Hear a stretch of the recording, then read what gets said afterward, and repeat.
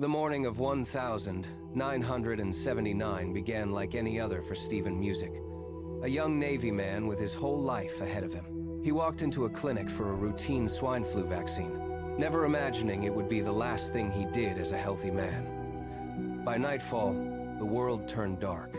His lungs were drowning in fluid and his heart began to falter under an invisible weight. Doctors rushed to hook him to a ventilator, placing him into a medically induced coma. They looked at his grieving family and delivered the devastating news. Steven would not survive the night. For 40 long days, Steven lay motionless in that sterile hospital room. To the nurses and doctors, he was a body clinging to a thread of life. But inside, his spirit was embarking on a journey beyond the veil of the physical world. While his body fought for every mechanical breath, his mind drifted away from the beep of monitors and the smell of antiseptic. He was leaving the pain behind, traveling toward a place that defied every law of nature he had ever known. The threshold of life was fading away. He opened his eyes to a meadow where the grass glowed with an internal, pulsing light. He stood by a river that was crystal clear on the surface, yet appeared infinitely bottomless. Colors he had no names for filled the sky, swirling in patterns of impossible beauty.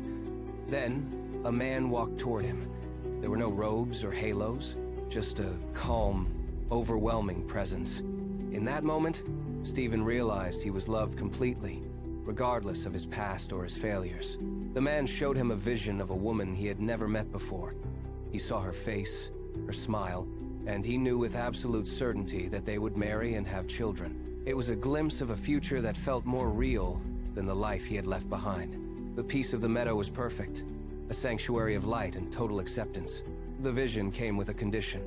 He could stay in this perfection, or he could choose to return to his broken, withered body. Steven looked at the life he was shown and made the choice to go back. When he finally woke up, the transition was brutal. His muscles had vanished, and he had to learn to breathe again, one shallow, painful inhalation at a time.